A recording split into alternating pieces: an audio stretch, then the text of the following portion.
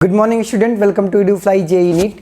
मेरे प्यारे बच्चों, लास्ट सेशन में जो हुआ था 26 फेब को, उसका इवनिंग शिफ्ट जो है हम डिस्कस करने चल रहे हैं। तो अगर आपने अभी तक आपने पेपर की एनालिसिस नहीं की है तो आप चैनल पे जा कर के हर एक पेपर का JEE मेंस का 2021 का, चाहे वो 24 का हो, 25 का हो, 26 का हो, आप जाकर के शिफ्ट वाइज वहाँ पे आप अपना पेपर की एनालिसिस देख सकते हैं। पूरा चैनल पे अपलोडेड है। ठीक, तो अब हम बात करेंगे 30 के 30 क्वेश्चन की जो इवनिंग शिफ्ट में आए हैं 26 को। लास्ट सेशन, लास्ट पेपर है JEE मेंस का फरवरी का। तो हम पहले फर्स्ट क्वेश्चन की बात कर रहे हैं। कह रहा है find the dimension of the C/V ratio. ठीक, तो जो इम्पॉर्टेंट है तो Q=CV होता है। Q=CV, तो C बराबर Q/V। तो यहाँ पे Q डिवाइडेड बाई V लिख दिया, C की जगह Q/V लिख दिया, डिवाइडेड बाई V, तो वैल्यू कितना Q/V²। ठीक, अब W बराबर आपने क्या पढ़ा है, W बराबर C इंटू V। तो हमें क्या चाहिए, V बराबर यहाँ पे क्या हो जाएगा, QV होता है। W बराबर QV होता है, तो V बराबर कितना W/Q। ऑलराइट, तो यहाँ पे इस जगह पे Q डिवाइडेड बाई V के जगह पे हमने क्या लिख दिया, W/Q का होल स्क्वायर। तो वैल्यू कितना Q², यहाँ पे Q² ऊपर चला गया, Q²/Q क्यूब हो गया, डिवाइडेड बाई W²। अब Q बराबर 80 होता है, तो Q बराबर 80, तो A³ divided by work done का ml² t-2। Alright, ml² t-2। अगर इसका स्क्वायर करेंगे m² l⁴ t⁴। तो देखो ये आंसर कौन सा होगा, m⁻², m⁻², यहाँ पे l⁻⁻4 t⁻7 A³ डायरेक्ट ये आंसर था। थोड़ा सा घुमा के दिया था दो, अगर एक ये कॉन्सेप्ट लगता और एक ये कॉन्सेप्ट लगता, दोनों से आसान हो जाता। अदरवाइज अगर आप C की अलग डायमेंशन याद किए हो, V की अलग, तो आप डायरेक्ट भी कर सकते थे, लेकिन ये थोड़ा आसान तरीका था। ठीक, हम बात करते हैं क्वेश्चन नंबर 2 की। कह रहा है कि 27 identical drop each charge potential 10 volt combine to form a potential of big drop. ठीक, ऑप्शन A 148, 90, 127, 180। तो देखो कल शायद 25 तारीख की मॉर्निंग वाले शिफ्ट में ऐसे ही क्वेश्चन एक आया है। वहाँ पे कुछ शायद 1000 जो है एन ड्रॉप के फॉर्म में पूछा था, तो यहाँ पे 27 दिया है। तो पहले हमें पता है कि 27 ड्रॉप हैं, तो छोटी 27 ड्रॉप है। तो 27 into 4/3 pi into small r³ बराबर 4/3 पाई इंटू कैपिटल R³। 4/3 पाई 4/3 पाई कैंसिल। तो एक बात बोल सकते हैं, r³ बराबर 27 स्मॉल r³ या r बराबर 3r लिख सकते हैं। एक तो ये कॉन्सेप्ट आ गया। दूसरा जो चार्ज पोटेंशियल होता है वो KQ/R होता है, सिंपल सा KQ/R। तो ईच ड्रॉप का कह रहा है कि 27 identical each drop charge to potential of 10 volt. तो यहाँ पे मुझे पता है कि अगर बिगर ड्रॉप का निकालना है, K इंटू 27 इंटू Q, यहाँ पे पोटेंशियल की वैल्यू Q, यहाँ पे जो चार्ज होगा 27Q, कितना 27Q। अगर मान लें चार्ज की तो वैल्यू सेम रहेगी, जो चार्ज होगा यहाँ पे पोटेंशियल के फॉर्मेट में पूछ रहा है, तो यहाँ पे वैल्यू कितना V चाहिए हमें, डिवाइडेड बाई यहाँ पे 27R R के जगह पे divided by small r। Alright, तो यहाँ पे अगर 27 चार्ज है, ईच का पोटेंशियल Q है, हमने क्या माना, यहाँ पे पोटेंशियल Q है 27Q। ठीक, ई ड्रॉप में 27Q हो जाएगा, तो V डैश मान लिया, डिवाइडेड बाई कैपिटल R की जगह 3R लिख सकता हूँ नहीं लिख सकता। तो एक बात बताओ, 3 तिरिका 9, तो ये वैल्यू कितना 9 टाइम्स ऑफ KQ/ छोटा r। तो ये अगर आप ध्यान से देखो, कह रहा है कि एक ड्रॉप 10 वोल्ट से चार्ज हो रही है, तो वैल्यू कितना हो जाएगी 9 इंटू 10। तो ये बड़ी ड्रॉप पे जो वैल्यू आएगी बड़ी ड्रॉप पे जो पोटेंशियल आएगा वो कितना आएगा, 90 आएगा। कितना, 90। तो ऑप्शन बी इज करेक्ट। तो ये भी आसान सा क्वेश्चन 25 तारीख की मॉर्निंग वाले शिफ्ट का रिपीटेशन है क्वेश्चंस का, या यूं कहें स्लाइटली थोड़ा सा डेटा वेरिएशन करके क्वेश्चन पूछा है। ऑलराइट, यहाँ पे बात करते हैं क्वेश्चन नंबर 3। बोला है for a gas internal energy U दिया है, यू की value, then nature of gas, mono होगा, डाया होगा, ट्राई होगा, नन ऑफ दीज। तो सिंपल इंटरनल एनर्जी क्या होती है, डी यू बराबर F/2 NRDT, यही होता है ना।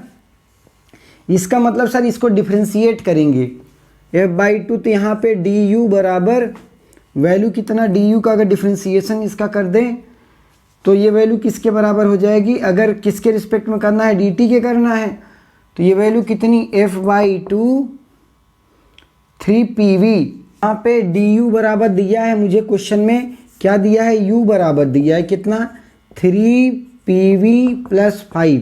तो मुझे पता है यू बराबर होता है, you is nothing, PV is nothing but NRT। तो यहाँ पे क्या लिख देंगे, u बराबर 3, PV की जगह पे NRT + 5। तो डिफ्रेंशिएट करेंगे t के रिस्पेक्ट में, तो 3NRDT + 0, ये इसका डिफ्रेंशिएशन क्या हो जाएगा, 0। अब इसको कंपेयर इससे कर लेंगे, तो NRDT, तो यहाँ भी है NRDT, इसका मतलब क्या है, F/2 इज नथिंग बट 3। तो F बराबर कितना, 3 आ गया ना, सॉरी F बराबर 6 आ गया ना। F बराबर 6 किसके लिए होता था, डाई, मोनो के लिए 3, डाई के लिए 5 और ट्राई के लिए 6। तो कौन सा ऑप्शन सही है, ट्राई मॉलिक्यूल है। ठीक, बात करते हैं 4, 5, 6। तो ऐसे stay tune with EduFly JEE NEET। तो अगर आप चैनल पर नए हैं तो प्लीज़ चैनल को सपोर्ट भी करेंगे, सब्सक्राइब भी करेंगे, आपको रेगुलर अपडेट मिलती रहेगी। क्वेश्चन नंबर 4 कह रहा है कि an electron jumps from n बराबर 5 से n बराबर 1 in the hydrogen atom, it emit a photon, recoil velocity of the atom. मेरे प्यारे बच्चों, एक क्लास का कराया हुआ क्वेश्चन है, चैनल पे भी बढ़िया से रिक्वायल वेलोसिटी भी समझाया था। बेसिकली क्या होता है, m × v बराबर h/λ। लैम्डा की वैल्यू कैसे निकालोगे, 1/λ बराबर r 1/n1² 1/1² - 1/5 का स्क्वायर 25। तो वैल्यू कितना, r × 24/25। तो लैम्डा की वैल्यू 25 / 24r। ठीक, ये लैम्डा की वैल्यू आ गई। यहाँ पे h/λ, लैम्डा की जगह पे क्या रख देंगे, 25 / 24r। यहाँ पे वेलोसिटी, रिक्वायल वेलोसिटी v चाहिए तो डिवाइडेड बाई मास 25 कर दूंगा, 25। ऑलराइट, यहाँ पे अगर मास यहाँ से कर देता हूँ तो इसकी वैल्यू कितनी हो जाएगी, यहाँ पे अगर ध्यान से देखें ये वैल्यू कितनी आ जाएगी, 25m जो है नीचे है, divided by r h, r × h × 24। Option B is correct. ठीक, 24RH/25m। तो आपका पास क्वेश्चन नंबर 4 का ऑप्शन यही है, option number B. Recoil velocity अच्छे से समझाया था हाइड्रोजन एटम का, चैनल पे भी पढ़ा है, डायरेक्ट आप जा करके वहाँ से देख सकते हैं। यहाँ पे वैल्यू क्या दिया है, बोला zener diode of 30 volt connected, कितना 90 वोल्ट बैटरी, कह रहा है find out current through the zener diode. तो हम पहले इससे करंट कितना निकलता है वो हम निकाल लेते हैं, क्योंकि ये और ये दोनों पैरेलल में, तो इस पर वोल्टेज मैक्सिमम कितना पास हो सकता है, 30 वोल्ट का ड्रॉप हो सकता है। तो यहाँ पे जो करंट की वैल्यू आई V/R, तो V मुझे पता है 30 डिवाइडेड बाई R, तो इस पे आ गया 7.5 मिली एम्पियर। मतलब यहाँ से जो करंट जाएगा वो ये जाएगा। अब हम यहाँ पे निकाल लेते हैं, क्योंकि मुझे 90 वोल्ट की सप्लाई दी गई थी, तो 30 तो यहाँ ड्रॉप हो गया, बचा 60। तो यहाँ पे I2 की वैल्यू निकाल लेते हैं, तो 60 डिवाइडेड बाई 5 10⁻3। तो ये वैल्यू कितना, 12 5 60, 12 × 10⁻³ मिली एम्पियर में 12 मिली एम्पियर आ गया। ये तो आई आ गया।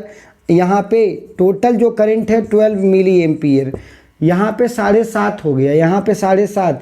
तो बचा कितना, यहाँ पे 12 - 7.5, 12 - 7.5 तो 2.5 इधर हो गया और 2 उधर, तो क्या आंसर आ गया 4.5 मिली एम्पियर अपना करेक्ट आंसर है। Option C is correct. तो ये भी एक आसान सा जेनर डायोड का क्वेश्चन था, रिवर्स बायसिंग का। तो ये भी मतलब किसी न किसी एक सेट में ही पूछा था, मुझे जहाँ तक याद आ रहा है 24 में या 25 में ही जेनर डायोड पे एक क्वेश्चन बना था। तो आप बात करते हैं क्वेश्चन नंबर 6 की। क्वेश्चन नंबर 6 में बोला है if the length of the rod is increase by 25% then percentage change in R. तो आपको पता होगा परसेंटेज चेंज इन आर बराबर रो एल ओवर ए। एक बात बताओ, 25% अगर लेंथ को इंक्रीज किया जाए तो वॉल्यूम में तो कोई फर्क नहीं होगा। तो हम क्या लिख सकते हैं, अगर रॉड मान लें पहले ऐसे थी, लंबाई एल थी, क्रॉस सेक्शन एरिया ए था, क्रॉस सेक्शन एरिया यहाँ पे रेडियस लिख देंगे, तो चूंकि रेडियस में चेंज हो जाएगा तो रेडियस आर था। अब क्या है 25% इसको बढ़ा दो तो 1.25 एल हो गई। तो यहाँ पे रेडियस में क्या अंतर आएगा, तो पहले रेडियस में हम लिख लेते हैं क्योंकि उसी का रेशियो यहाँ पे चाहिए। तो पहले यहाँ पे एरिया मतलब पाई आर स्क्वायर था। ऑलराइट, अब हमने क्या किया, इन दोनों में अगर ऐसे कर दिए 25% बढ़ा दिया, मतलब area in nothing but pi into R square length L बराबर pi into R two square length कितना 1.25 एल। तो ये एल कैंसिल, पाई कैंसिल, तो हम क्या लिख सकते हैं आर टू स्क्वायर बराबर R square divided by 1.25। Alright, R two square बराबर आर स्क्वायर अपान 1.25, मतलब आर टू स्क्वायर की जगह हम ये वैल्यू रखेंगे। तो यहाँ पे ये तो R1 था, लेंथ L थी, अब R2 क्या लिखेंगे, R2 बराबर रो तो वही रहेगा, लेंथ में वेरिएशन कितना 1.25 L हो गया डिवाइडेड बाई लेंथ में यहाँ पे अगर वेरिएशन हो गया तो यहाँ पे ये वैल्यू कितनी divided by pi into R two square. अब R2 की जगह क्या रख देंगे आर स्क्वायर डिवाइडेड बाई 1.25। तो यहाँ पे अगर आप चीज़ों को रीअरेंज करेंगे तो देन यू विल फाइंड ये वैल्यू कितनी हो जाएगी, यहाँ पे 1.25 मल्टीप्लाइड बाई 1.25 आ जाएगा, बाकी सारी वैल्यू क्या हो जाएगी कैंसिल आउट हो जाएंगी। तो ये वैल्यू कितनी परसेंट हो जाएगी 1.25 मल्टीप्लाइड बाई 1.25, तो 25 625। यहाँ पे ये जैसे मल्टीप्लाई करेंगे तो 56% यहाँ पे 1.25 है, 1.25 तो ये वैल्यू 125 इंटू 5, 125 इंटू 5 मतलब 625, 5 हो गया, LCM ये 62 हो गया। अब ये वैल्यू 25, 250 और 62, 250 और 62 312, तो 2 हो गया, 312 मतलब 31, और यहाँ पे 125 और 30, 31, 125 और 125 और 31, तो ये वैल्यू 6, 3, 2, 5, 1, तो 156, तो 2 4 डिजिट पे दशमलव लगा दो तो 56% देखो अपने आप आ गया, 56% के आसपास चेंज होगा इसमें। तो आंसर देख लेंगे 56.25, अगर कोई आंसर दिया है तो that would be the correct answer, 56% का जो है चेंज होगा। तो ये क्वेश्चन नंबर 6 हो गया। ऑलराइट, यहाँ पे एक क्वेश्चन और पूछा था, बोल रहा था SHM relation between velocity displacement, जो कर्व होगा वो सर्कल देगा, इलिप्स देगा, स्ट्रेट लाइन देगा। आज के दो मतलब 25 तारीख वाले पेपर मॉर्निंग शिफ्ट में ये क्वेश्चन आया हुआ है, याद करो मैं कराया था कितना, v बराबर अंडर रूट ऑफ v बराबर omega under root of A square minus X square, या दोनों साइड का स्क्वायर कर लें तो omega into A square, omega square A square minus X square, या V square by A square omega square plus 1 upon plus X upon value कितना हो जाएगी x upon A square, X square by A square equal to 1। तो this is the equation of ellipse आता है, यहाँ पे solve कर लेंगे, डिवाइडेड बाई ओमेगा कर दिया, यहाँ पे भी divided by omega. Alright, yes, इसको थोड़ा सा रीअरेंज कर लेंगे तो आपको पास वी स्क्वायर बराबर omega square A square minus X square omega square. तो यहाँ पे अगर ओमेगा स्क्वायर से डिवाइड पूरे टर्म कर देता हूँ, ओमेगा स्क्वायर से डिवाइड कर दिया पूरे में, ऑलराइट। तो यहाँ पे क्या हो गया, ओमेगा स्क्वायर से डिवाइड, तो यहाँ पे वैल्यू क्या हो गई, एक्स स्क्वायर हो गया। यहाँ पे ओमेगा स्क्वायर कैंसिल, यहाँ पे कैंसिल, तो ये वैल्यू इधर ले आएंगे। तो this is the equation of ellipse. अगर इसमें भी फिर एक्स स्क्वायर से डिवाइड या ए स्क्वायर से डिवाइड कर दे, ओमेगा स्क्वायर ए इसकी अगर फिर ए स्क्वायर से डिवाइड कर दे, ठीक, तो ये वैल्यू कितनी आ जाएगी, अगर आप देखें V square by A omega का होल स्क्वायर प्लस, इसको यहीं पे रहने दे, इसको इधर ले आए, plus X square omega X square by A square plus 1। तो ये क्या है, this is equation of ellipse. कौन सा ऑप्शन सही है, बी ऑप्शन इज करेक्ट। तो इस तरीके से आपको मतलब आसान था ये प्रॉब्लम, आया हुआ क्वेश्चन है। बात करते हैं क्वेश्चन नंबर 8 की, ठीक, करते हैं क्वेश्चन नंबर 8 की। कह रहा है particle is performing SHM at what distance from the mean position the velocity of the particle becomes half of the maximum velocity. तो velocity of the particle becomes half of the maximum velocity. आपको पता है v बराबर omega under root of A square minus X square, ये formula तो आपको पता है। कह रहा है velocity becomes half, velocity of the particle becomes half of the maximum velocity. तो वेलोसिटी जो है ए होती है ए ओमेगा, ए इंटू ओमेगा, मैक्सिमम वेलोसिटी की आधी वेलोसिटी, तो ओमेगा ओमेगा कैंसिल हो गया, तो इधर आया ए बाई 2, तो दोनों साइड का स्क्वायर कर देंगे, तो ए स्क्वायर बाई 4 बराबर A square minus X square. मुझे पोजीशन पूछा था, तो पोजीशन बराबर क्या हो जाएगा, एक्स स्क्वायर बराबर A square minus A square by 4, तो 3/4, ये वैल्यू कितना 3a स्क्वायर बाई 4, इसका रूट लगा देंगे तो अंडर रूट ऑफ 3/2a, तो under root of 3/2a, option D is correct. तो ये भी एक आसान सा क्वेश्चन था, आपको जस्ट फार्मूले में प्लेस करना था, वो वैल्यू निकालनी थी, ठीक। तो ये भी एक आसान सा प्रॉब्लम है।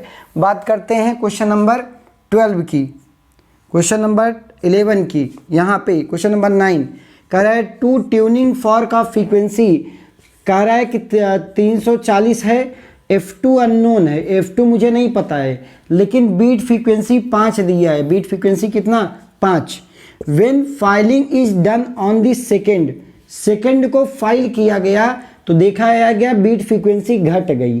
कह रहा है कि इनिशियल फ्रीक्वेंसी क्या होगी, याद करो F1 minus F2, F1 minus F2 का जो मॉडुलस है वो बीट फ्रीक्वेंसी के बराबर है, वो वैल्यू कितनी है 5 है। तो एक अगर 340 है माइनस F2 मॉड में, ये बराबर किसके 5 के, तो F2 की दो वैल्यू हो सकती है, एक तो बढ़ के एक घट के, या तो 335 हो सकती है या 345 हो सकती है, ठीक। ये चूंकि मॉडुलस अगर तो यहाँ पे प्लस माइनस करेंगे तो या तो ये बढ़ के आएगी या तो घट के आएगी। अब ये डिपेंड करेगा कि अगर आफ्टर फाइलिंग इसकी जो बीट फ्रीक्वेंसी है वो घटती है तो लोएस्ट वाला कंसिडरेशन लिया जाएगा, अगर बीट फ्रीक्वेंसी बढ़ती है तो अपर वाला लिया जाएगा। तो देखा ये गया जो फाइलिंग किया गया सेकंड की, तो ये बीट फ्रीक्वेंसी घट रही है, तो कौन सा ऑप्शन सही होगा 135, 135 ऑप्शन डी इज करेक्ट। तो ये भी एक आसान सा क्वेश्चन, कॉपी का क्वेश्चन है, कॉपी का, ठीक। बात करते हैं क्वेश्चन नंबर 10 की। कह रहा है कि a carrier frequency and bandwidth signal is 5.4 megahertz and 90 kilohertz respectively, number of channel required. तो देखो इसको कॉमन सेंस से भी किया जा सकता था, बेसिकली ये कम्युनिकेशन सिस्टम का एक प्रॉब्लम आया है। तो एन बराबर जिसमें कैरियर फ्रीक्वेंसी जिसकी फ्रीक्वेंसी क्या है मेगा में दिया है 5.4 10⁻6, ठीक, डिवाइडेड बाई उसकी बैंडविड्थ कितनी है 90 इंटू 10⁻3 रिस्पेक्टिवली। तो अगर इसको डिवाइड करेंगे तो ये वैल्यू कितनी 10⁻3 यहाँ पे हो गया, तो ये हो गया 5400 डिवाइडेड बाई 90, तो ये दोनों कैंसिल, 9 छक 54, तो आंसर कितना था 60 आंसर था इसका, ठीक। तो ऐसे आप नंबर ऑफ चैनल भी निकाल सकते थे, तो आंसर इज 60। अब बात करते हैं क्वेश्चन नंबर 11 की। कह रहे time period of the second, ये स्टेटमेंट बेस्ड क्वेश्चन है, time period of the second pendulum, second pendulum मतलब टाइम पीरियड 2 सेकेंड होता है भाई, 2 सेकेंड होता है, सेकेंड पेंडुलम 1 सेकेंड नहीं होता, तो स्टेटमेंट 1 ही गलत दिया है। हाँ ये बात स्टेटमेंट 2 में सही बोला है, time period to complete the half of oscillation is 1 second. Yes, अगर टोटल टाइम पीरियड 2 है तो हाफ ऑफ ऑसिलेशन कितने समय में कंप्लीट करेगा? यहाँ से ऐसे चला, ऐसे ऐसे ऐसे, ये पूरा सेकेंड ऑसिलेशन होता है, तो हाफ ऑफ ऑसिलेशन कितने में कंप्लीट करेगा? 1 सेकेंड में कंप्लीट करेगा। So let us see question number 12, 13, 15, 14। Yes, question number 13 क्या कह रहा है कि an object starts oscillating from mean position with time period capital T, time required to complete 5/8 of the total distance in 1 revolution is, ये value alpha by beta into T, then alpha is. देखो ये क्या है कि अगर मान लो कि एक ऑसिलेशन हो रहा है तो ऑसिलेशन कैसे होता है? यहाँ से यहाँ गया, यहाँ से यहाँ, फिर यहाँ, तो ये कितना चल रहा है एक ऑसिलेशन में? मतलब 1 कंप्लीट ऑसिलेशन में 4, मतलब टी में 1 टाइम पीरियड में कितनी दूरी चल रहा है? 4a दूरी चल रहा है। जबकि यहाँ पूछा time required to complete 5/8 of the total distance, तो टोटल डिस्टेंस 4a दूरी चल रहा है, तो टाइम t में 5/8 ऑफ द टोटल डिस्टेंस, तो 5/8 of the total distance is 4a, तो मान लिया कि ये t दूरी चलेगा। ठीक, तो ये वैल्यू कितनी आ जाएगी आपके पास? 5/2a। अब ये 5/2a जो है कितना समय में चलेगा ये हमें निकालना है, तो 5/a में इसको ऐसे लिख सकते हैं ना, 2a प्लस a/4 लिख सकता हूँ ना, इसको a/2 लिख सकता हूँ। 2 दूनी 4, 1 5। भाई 2a दूरी कितने समय में चलेगा? यहाँ से यहाँ जाएगा, यहाँ से यहाँ आएगा, t/2 में, तो इधर हो गया t/2 प्लस a/2 कितनी दूरी में चलेगा? याद करो टाइम पीरियड जस्ट हाफ, इतने दूरी में t/12 आता है, इसका डायरेक्ट वैल्यू कितना? t/12। तो इसका एलसीएम ले लेंगे, तो एलसीएम कितना? 12, 2 छक 12, 60 प्लस t, मतलब 7t/12। तो ये इसका आंसर कितना रहा? 7t/12। और मुझे किस में दिया है? अल्फा और बीटा में दिया है, तो बीटा की वैल्यू 12 हो गई, अल्फा पूछा है तो अल्फा की वैल्यू क्या आ जाएगी? अल्फा बराबर 7, तो इसका क्या है? Alpha equal to 7। ये भी एक आसान सा क्वेश्चन था एसएचएम का, मतलब बेसिक कॉन्सेप्ट पे ये भी बेस्ड था। बात करते हैं क्वेश्चन नंबर 13। ठीक, if the incidence ray, reflected ray and normal represent a unit vector A B C, represent, ये एक रिफ्लेक्शन यहाँ पे इस तरीके से क्या होता है? इंसिडेंस रे, रिफ्लेक्टेड रे, नॉर्मल, कह रहा है ये ए वेक्टर है, ये बी वेक्टर, ये B vector and this one is C vector. तो ये कोप्लेनर फोर्सेज है ना, कोप्लेनर की कंडीशन याद है ना, ट्रिपल डॉट वेक्टर का जो स्केलर प्रोडक्ट होना चाहिए दैट शुड बी 0। को कंडीशन ऑफ कोप्लेनर की वैल्यू क्या हो जाएगी? Option B is correct, A dot B cross C should be 0।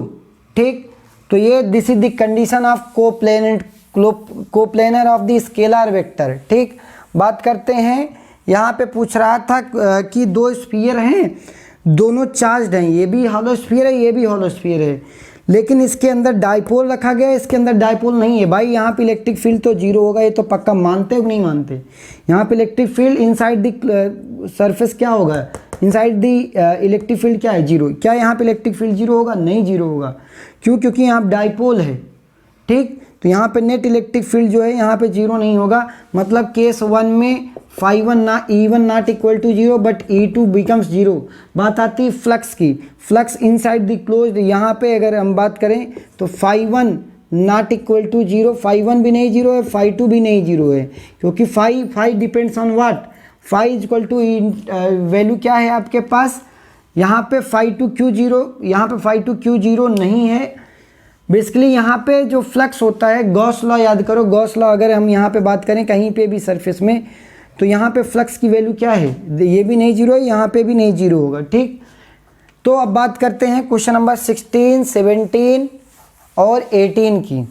16, 17 and 18। Question number 19, the trajectory of projectile is given by, ये दिया है y बराबर alpha X plus beta X square, find alpha plus beta. मेरे प्यारे बच्चों, equation of trajectory याद होगा आपको। Equation of trajectory y equal to क्या होता था? y इक्वल टू, याद करो, इक्वेशन ऑफ ट्रेजेक्ट्री का फार्मूला क्या होता था? x tan theta minus 2u square upon 2u g divided by 2u² cos square theta, यही होता था इक्वेशन ऑफ ट्रेजेक्ट्री। तो अगर इक्वेशन ऑफ ट्रेजेक्ट्री यही है तो इसको बस कंपेयर करना था कि यहाँ पे x अल्फ़ा की जगह क्या आ जाएगा tan थीटा, और यहाँ पे बीटा x² gx² आता था gx², तो g अपान दिस वन, यहाँ पे बीटा की वैल्यू क्या हो जाएगी, नेगेटिव आ जाएगी। तो बीटा की वैल्यू नेगेटिव वाला ऑप्शन सेलेक्ट कर लो, tan थीटा की वैल्यू पॉजिटिव, tan थीटा की वैल्यू पॉजिटिव, और gx² ये वाली जो वैल्यू थी ऑप्शन थर्ड जो tan थीटा माइनस g अपान 2u² cos स्क्वायर थीटा, ये आपके पास कौन सा अल्फ़ा प्लस बीटा, ये ऑप्शन थर्ड इज करेक्ट। बस इक्वेशन को कंपेयर करना था, standard equation with equation of trajectory से कंपेयर करना था, आपके पास आंसर आ जाता। बात करते हैं, कह रहा है कि if T1 tension is generated in a rod if length becomes L1, tension लगा तो L1 हो गया, when T2 tension is generated then it becomes L2, बोला है original length of the rod बतानी है। एक बात बताओ, अगर मान लो कि ये एक रॉड दिया है, ठीक, यहाँ पे मान लो कि फर्स्ट T1 टेंशन लगा है, कितना T1 टेंशन, इसका लंबाई कितना हो गया, L1 हो गया। तो चेंज इन लेंथ बराबर FL/AE या FL/AY पड़ा है।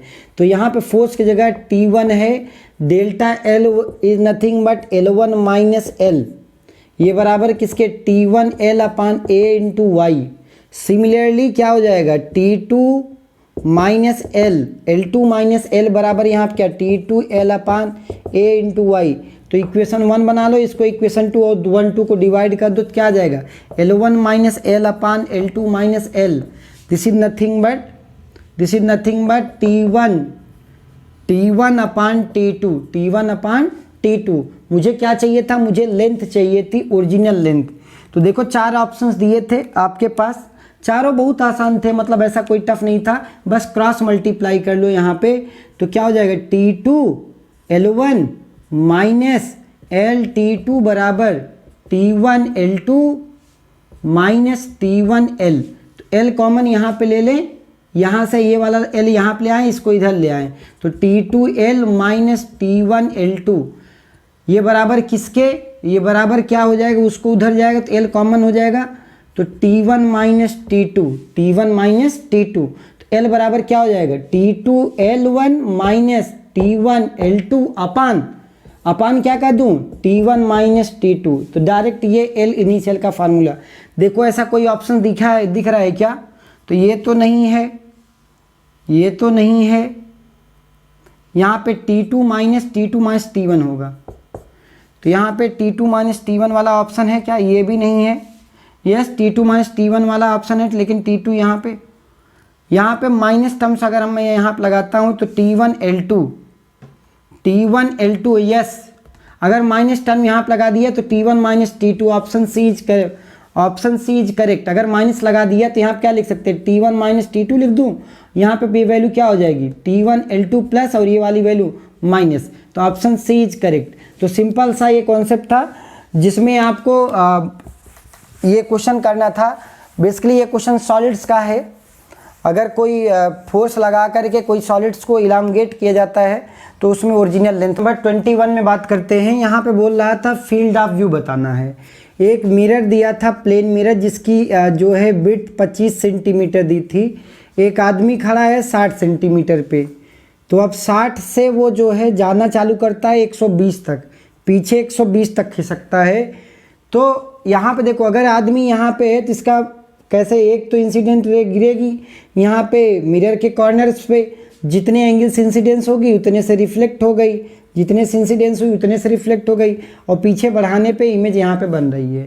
अब इसको पीछे बढ़ाएंगे तो यहाँ पे 120 मीटर पीछे जब जाएगा तो इसका फील्ड ऑफ व्यू ये वाला होगा, इसको बोलते हैं डी। अब ये फील्ड ऑफ व्यू निकालने का सबसे आसान तरीका क्या था कि ये वाला ट्रायंगल और ये वाला ट्रायंगल क्या करो, इको सिमिलर ट्रायंगल है, तो ये वैल्यू क्या हो जाएगी, 50 divided by 60, this height upon this width is equal to this height d divided by d divided by this width मतलब 180, तो 60 तिरिक 180, 60 तेई 180 तो 150, d की वैल्यू कितनी आ जाएगी 150। तो आंसर इसका 150 था, 150 centimetre is the correct answer.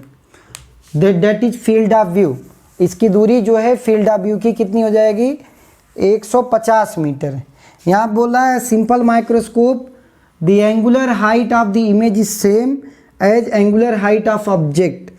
Statement two में बोला है at least distance of distinct vision 25 centimetre if the object is placed at a distance less than 25 centimetre angular height increases. तो देखो क्या करना है, ये आपके पास सिंपल माइक्रोस्कोप है। यहाँ पे क्या कर रहा है, एक तो least distance of distinct vision, यहाँ पे कह रहा है उससे कम दूरी पे, उससे कम दूरी पे अगर कोई ऑब्जेक्ट रखते हो तो उसका इमेज कैसे बनेगा वो ध्यान से समझे।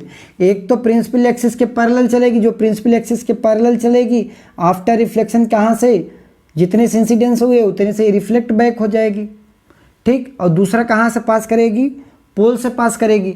दोनों को पीछे बढ़ाएंगे जहाँ पे मीट करेंगी, जहाँ पे भी मीट कर जाए दोनों पे को पीछे बढ़ा दें, जहाँ पे मीट कर जाए वहाँ पे क्या हो जाएगी इमेज बनेगी। यहाँ पे इस पॉइंट पे इमेज बनेगी। तो यहाँ पे हाइट देखे least distance of distinct vision 25 centimetre, ठीक। तो अगर इससे लेस देन भी होता है तब भी ये हाइट एंगुलर हाइट क्या हो रही है, एंगुलर हाइट बढ़ रही है घट रही है, ये हो गई है, मतलब ये क्या है ये सही दिया है। और दूसरी बात बोला है simple microscope angular height of image is same.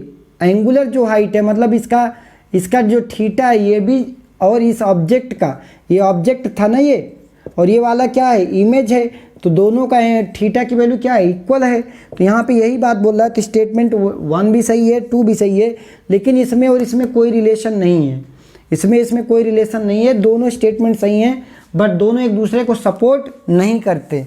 तो ये बेसिक इसका कॉन्सेप्ट था। बात करते हैं 23, 24 और 25। मज़ा आ रहा है ना। ऐसे ही आप अच्छे से पेपर करें, अगले 15 मार्च की तैयारी अच्छे से अभी से करना चालू। 23 में बोल रहा है कि एक पार्टिकल है जो कि 3200 मीटर ऊंचाई पे, 3200 किलोमीटर ऊंचाई पे जाने पे जो भी इलेक्ट्रिक फील्ड होगा, जो भी ग्रेविटेशनल फील्ड होगा वो अल्फ़ा डेप्थ जाने पे होगा। तो एक बात बताओ अल्फ़ा बाई बीटा का रेशियो क्या होगा, ये क्वेश्चन आया था ना। तो यहाँ पे करने का तरीका ये देखो, स्फीयर है ना, earth is sphere, outside gravitational field की वैल्यू क्या होती है gm/r², और इनसाइड ग्रेविटेशनल फील्ड की वैल्यू क्या होती है gm/r³ इंटू r। तो यहाँ पे तरीका क्या है, gm तो सेम है, यहाँ पे इसको उड़ा देंगे, इसको कोई रखने का मतलब है नहीं। यहाँ पे 1/r की value is nothing but 6400 plus 3200, 6400 plus 3200 का होल स्क्वायर, ठीक। ये बराबर किसके, r की वैल्यू इज नथिंग बट, यहाँ पे ये बीटा है, यहाँ पे r is nothing but centre से ये दूरी ली जाती है तो ये बीटा हो जाएगा। क्या हो जाएगा बीटा डिवाइडेड बाय, अब बीटा की वैल्यू मुझे निकालनी है, डिवाइडेड बाय r³ मतलब 6400 का क्यूब। अब ये कैसे निकलेगा, क्योंकि आप तो ये कोई तरीका जानते हो नहीं, तो एक काम करेंगे, इसको करने का तरीका क्या है, इसको x मान लें। इसको अगर x मान लेते हैं तो ये x प्लस ये 2x तो 3x आ जाएगा, 1/3x का whole square plus beta upon is equal to beta upon 2x का होल क्यूब, ठीक। तो यहाँ से x की वैल्यू कितनी आ जाएगी, यहाँ पे देखें तो 1/3 जा 9x² बराबर बीटा इंटू 8x³। तो यहाँ पे एक x, ये x² कैंसिल, तो बीटा की वैल्यू कितनी आ जाएगी, beta in nothing but 9 beta बराबर 8x, तो यह बीटा बराबर कितना 8/9x। अब x आपने लेट किया है, क्योंकि अदरवाइज इसका स्क्वायर करोगे तो फिर हो गया, फिर कल्याण हो गया एग्जाम में। यहाँ पे ये बीटा आ गया, क्या आ गया बीटा। अब x की वैल्यू पता है आपको 3200, x कितना माना है आपने 3200 किलोमीटर, तो मुझे अल्फ़ा बाई बीटा चाहिए था, और ये भी मुझे पता है अल्फ़ा प्लस बीटा बराबर 3200 मतलब 2x है, 3200 मतलब 2x, और ये एक वैल्यू ये है। तो यह क्या दोनों सॉल्व कर लोगे, यहाँ पे अल्फ़ा बीटा अपने आप आ जाएगा, तो यहाँ पे वैल्यू क्या हो जाएगी बीटा के जगह पे हम क्या लिख देंगे, अल्फ़ा प्लस बीटा के जगह पे 8/9x बराबर 2x। ऑलराइट, तो अल्फ़ा बराबर कितना आ जाएगा, 2x माइनस 8/9x। तो 9 दूनी 18, तो 18 माइनस 8 10x/9, 10x/9। ठीक, 9 दूनी 18, 18 माइनस 8 10x/9। ये किसकी वैल्यू आई है, ये वैल्यू आई है अल्फ़ा की। ठीक, तो 10x/9 और बीटा भी आ चुका है। तो मुझे पूछा था अल्फ़ा बाई बीटा, तो अल्फ़ा की value 10x/9 divided by beta की वैल्यू 8/9x, x कैंसिल, तो 9 दहा में 9, 10 9 90 और यहाँ पे 9/72। तो ये वैल्यू कितनी आ जाएगी, 9 से काट दें तो 10/9/72, तो ये वैल्यू 5/4। आंसर इसका कितना था, alpha by beta 5/4। Alpha by beta is nothing but 5/4। तो सिंपल ये भी क्वेश्चन था, अगर आपको ये कॉन्सेप्ट आता है तो। और दूसरी बात, अगर आप यहाँ पे गलती ना करो तो थोड़ा स्मार्टनेस दिखानी पड़ेगी यहाँ पे। बात करते हैं क्वेश्चन नंबर 24 की। ठीक, 24 में क्या बोला था कि एक स्प्रिंग दिया है, क्या दिया है, स्प्रिंग। इस स्प्रिंग से एक जो है मास है m और दूसरा कनेक्टेड है ये भी m, लेकिन इस पर फोर्स लगाया जा रहा है, इस पर एक्सेलरेशन a है। तो यहाँ पे क्या होगा, kx तो फोर्स लगेगा, तो यहाँ पे वैल्यू क्या हो जाएगी, ये पूरा हटा दें इसको पहले। तो यहाँ पे मुझे कितना फोर्स की, ये a का एक्सेलरेशन कितना हो जाएगा, kx force divided by mass. ठीक, दोनों का मास बराबर है, तो ये एक्सेलरेशन ऑफ a आ गया। अब एक्सेलरेशन ऑफ b चाहिए आपको, तो यहाँ पे देखें, एक तो आपके पास kx/m। ठीक, यहाँ पे आपके पास ab की वैल्यू यहाँ पे kx/m, तो ये क्या है, इसका एक्सेलरेशन, इसका ये फोर्स लग रहा है, तो इस पर ये एक्सेलरेशन ये इधर लगेगा, फोर्स इधर लगेगा, ये आ रहा है जो फोर्स, तो f माइनस kx/m। तो यहाँ पे ab की वैल्यू क्या हो जाएगी, f minus kx divided by m। अब यहाँ पे थोड़ा सा kx की वैल्यू रखनी पड़ेगी, तो f माइनस kx बराबर m into a by m। तो आंसर क्या आ जाएगा, f बाई m माइनस ये कैंसिल, तो ये वैल्यू क्या आ जाएगी, ab आ जाएगी, मतलब एक्सेलरेशन ऑफ b। तो यहाँ पे जो भी option f by M minus K format में था वही आपका क्या था, आंसर था। ठीक, तो इस तरीके से क्वेश्चन नंबर 25, 26 और 27। क्वेश्चन नंबर 25 में बोल रहा है, a radio active materials has N active nuclei at time t1, n/5 active nuclei at time t2। ठीक, find the average active nuclei पूछा है। ठीक, तो यहाँ पे कितना दिया है, n एक्टिव न्यूक्लियाई। तो यहाँ बोल रहा है कि n active nuclei t1 time पे है। तो आपने क्या पढ़ा है, number of active nuclei is nothing but n0 e की पावर लैम्डा इंटू टी, यही पढ़ा है ना। तो ये n एक्टिव न्यूक्लियाई है जब यहाँ पे लैम्डा ऑफ t1 की वैल्यू t थी। फिर n/5 हो गया एक्टिव न्यूक्लियाई जब लैम्डा इंटू t2 हो गया, समय t2 हो गया। तो दोनों को अगर डिवाइड कर दे तो n0 कैंसिल, ये n कैंसिल, ये 5 इज इक्वल टू क्या आ गया, e की power minus lambda into t1 minus t2। यहाँ पे क्या हो जाएगा, ये वैल्यू आ गई। तो हमें यहाँ पे क्या चाहिए था, लैम्डा चाहिए, चूँकि मुझे एवरेज लाइफ चाहिए थी, एवरेज लाइफ 1/dk कांस्टेंट। तो यहाँ पे वैल्यू क्या हो जाएगी, तो अगर यहाँ पे देखें तो 1/5 बराबर e की power lambda into t1 minus t2। Alright, t1 minus t2, yes, ये वैल्यू ऊपर जाएगी ना, तो यहाँ पे वैल्यू कितनी हो जाएगी, slightly mistake is there, yes there is a mistake, इसको सही कर लें। ये 5 इज इक्वल टू क्या हो जाएगा, e की पावर माइनस लैम्डा, यहाँ पे e की पावर लैम्डा t1 लिखें डिवाइडेड बाई e की पावर क्या हो जाएगा, माइनस लैम्डा t2। ऑलराइट, अब यहाँ पे अगर ऊपर जाता है तो कोई पावर ऊपर जाएगी तो ये क्या हो जाएगी, पॉजिटिव हो जाएगी। तो ये वैल्यू क्या, plus lambda into t2। Alright, तो यहाँ पे आपके पास ये वैल्यू आई, तो इसको क्या लिख सकते हैं, अगर कॉमन दिख रहा है कुछ तो लैम्डा कॉमन दिख रहा है, तो माइनस लैम्डा माइनस लैम्डा ही कॉमन लें, यस माइनस नहीं प्लस ही कॉमन लें, तो प्लस लैम्डा कॉमन, तो T2 माइनस T1 लिख देंगे, T2 माइनस T1 ऑलराइट। ये बराबर किसके, T2 माइनस T1 बराबर 5 के।